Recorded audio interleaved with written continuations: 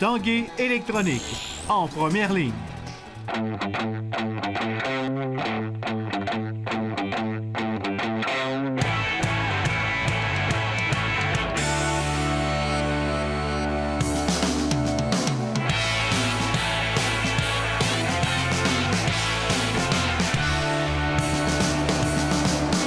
À tous, un bon jeudi. Bienvenue à l'Esprit sportif. Dans l'émission aujourd'hui, une rencontre avec Alex Harvey, présentement sur ses skis à la glisse boréale de la forêt Montmorency. Mais d'abord, on parle de ski acrobatique, des bosses de Simon Pouliot-Cavanagh, de retour en pleine forme. Lui qui a vu sa dernière saison gâchée par une hernie discale. Rencontre avec un skieur qui espère remonter bientôt sur le podium.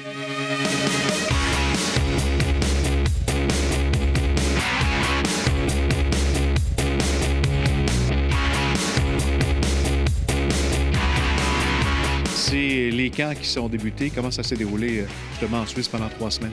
Très bien pour moi. Zermatt en Suisse, c'est un camp qu'on a chaque année avant la saison de Coupe du Monde. C'est vraiment le camp le plus formatif, le plus préparatoire pour en vue des Coupes du Monde. On a une piste d'en haut en bas, il y a beaucoup d'équipes de toutes les nations quasiment qu'on retrouve en Coupe du Monde qui sont là, qui s'entraînent parce qu'on a vraiment une belle piste qui est très représentative. Pour toi, c'est un retour à la compétition. Il y a quelques mois, on parle d'après 8 mois, tu prenais une décision difficile, celle de mettre fin à ta saison pour soigner une hernie discale. Tout est rentré dans l'ordre pendant ces mois-là? Heureusement, oui. C'est pas évident. Ça a fait du bien d'avoir un repos pour mon corps, mais c'était pas évident de prendre la décision de se retirer pour une saison. Par contre, avec du recul, aujourd'hui, je suis super content parce qu'aujourd'hui, je peux revenir à 100 %. Je suis plus confiant que jamais. Quand je suis en haut de la piste, je sais que quand je vais descendre, bien, mon corps il va tenir.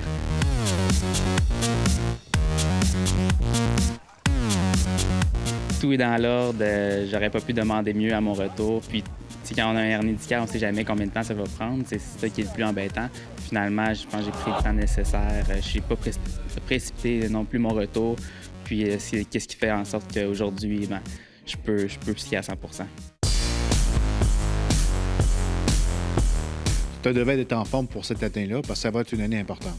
Oui, effectivement. L'an passé, il n'y avait pas de grand compétition dans la saison. Il n'y avait pas de championnat du monde non plus. Mais cette année, c'est vraiment une saison charnière.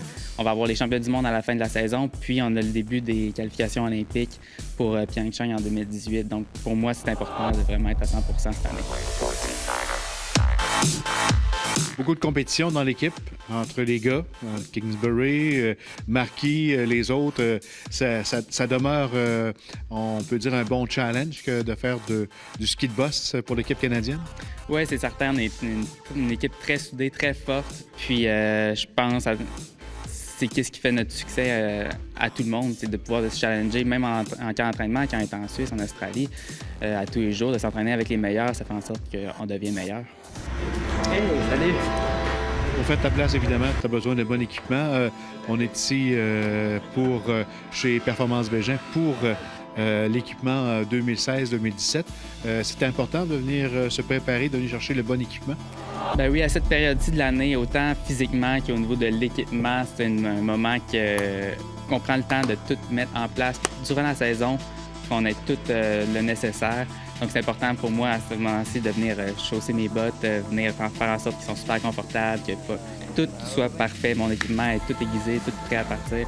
Donc, en début de la saison, on a juste à focuser sur la performance. Combien de paires de skis par saison?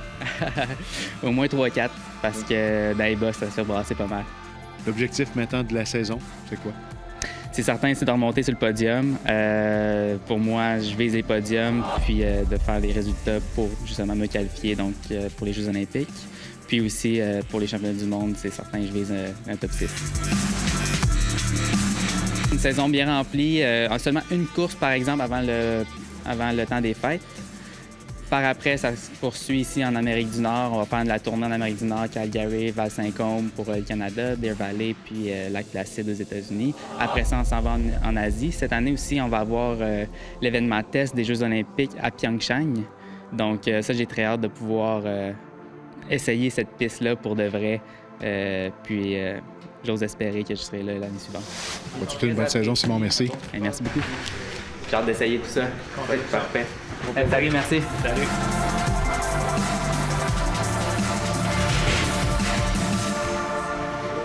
Après la pause, Alex Harvey est de retour sur la neige à la forêt Montmorency.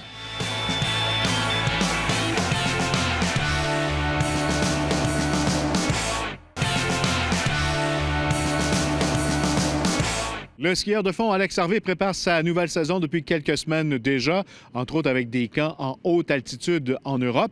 Mais à chaque année, depuis 3 ans, il vient skier sur neige ici, dans la région de Québec, grâce à la glisse boréale de la forêt Montmorency.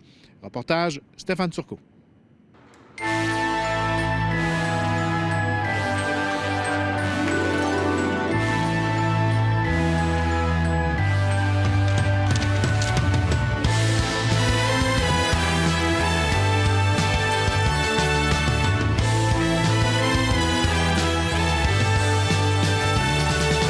Nous sommes à environ 70 km au nord de Québec, à la forêt Montmorency, seul endroit dans tout l'est de l'Amérique du Nord où des skieurs de fond, notamment Alex Harvey, peuvent s'entraîner sur un circuit aménagé sur 2,5 km.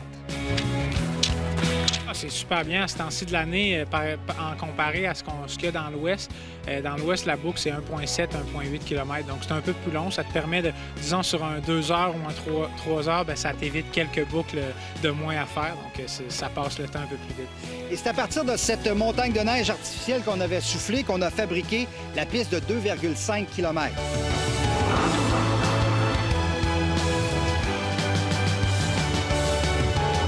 Au total, en mars dernier, on avait soufflé 10 000 mètres cubes de neige, qui représentent environ 2 piscines olympiques remplies à pleine capacité. Et pour protéger cette neige, l'été dernier, on l'avait recouvert de brins de scie. Ça se fait souvent, ça, emmagasiner de la neige? Oui, ben en Europe, c'est ça se fait souvent. C'est des garanties souvent que la FIS demande. Pour avoir des compétitions internationales, il faut vraiment garantir qu'il va y avoir de la neige. Donc, les sites de course ont commencé à faire ça depuis quelques années.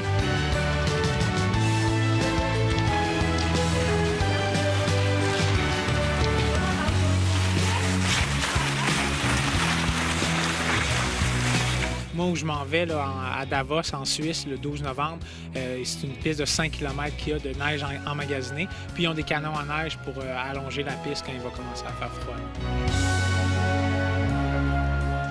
Comment tu trouves ça, cette expérience-là, ici, Forêt Montmorency, puis les conditions? Ah, bien, c'est super bien. On est un peu vraiment focusé sur l'entraînement ici. Tu n'as pas beaucoup de choses à faire autre que t'entraîner, manger puis dormir ici. Puis c'est ça qu'on veut un peu dans le camp d'entraînement, finalement. Puis les conditions, bien, ce matin, c'est super rapide. C'est une neige vraiment rapide. Puis tu sais, c'est des belles conditions. C'est des conditions qu'on retrouve beaucoup en Europe. Donc, une neige de printemps un peu plus. Donc, pour moi, c'est super réaliste au niveau de l'entraînement puis au niveau de la façon qu'il faut skier sur la neige.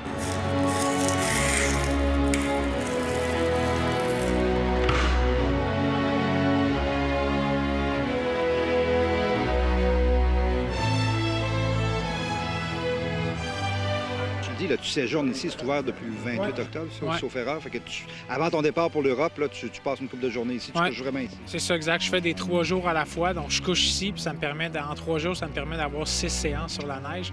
Donc vraiment du concentré, puis d'être efficace sur la neige. Puis après, je peux retourner à la maison aussi pour le reste de la semaine, pour quand même passer du temps à la maison avant d'être parti tout l'hiver en Europe. Harvey est devant gros! La première Coupe du monde de Alex Harvey aura lieu le dernier week-end de novembre en Finlande, mais l'objectif principal de la saison demeure le championnat du monde.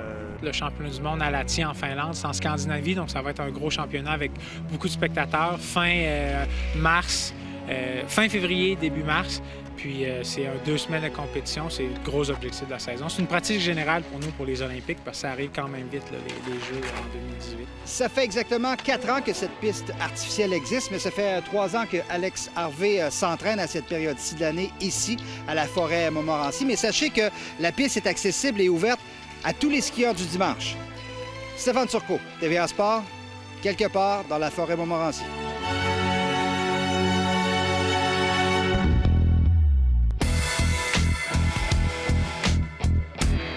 La route vers une autre Coupe Vanier s'amorce samedi au stade du PEPS pour le club de football Rouge et Or.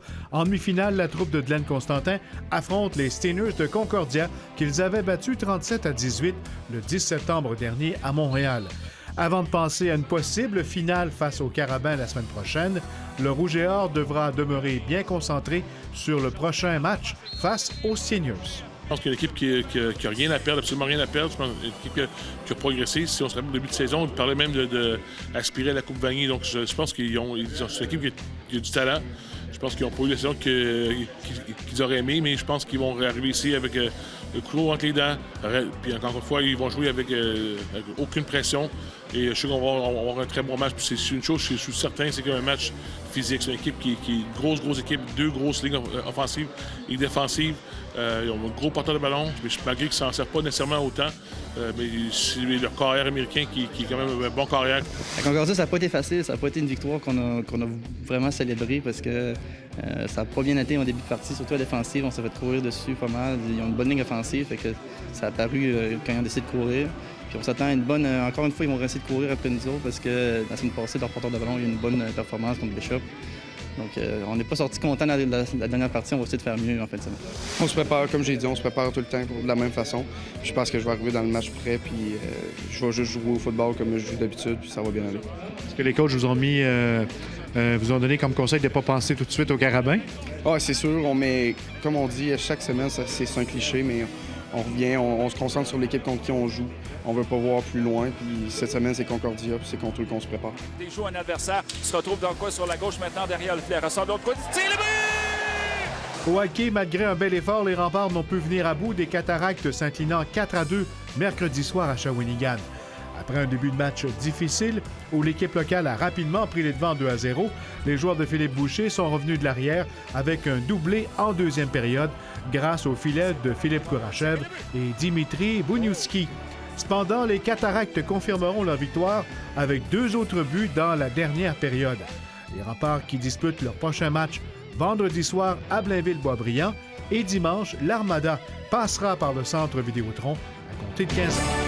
Voilà qui complète l'Esprit sportif pour aujourd'hui. L'Esprit sportif, la seule émission de sport local quotidienne à la télévision au Québec. Bye, à demain.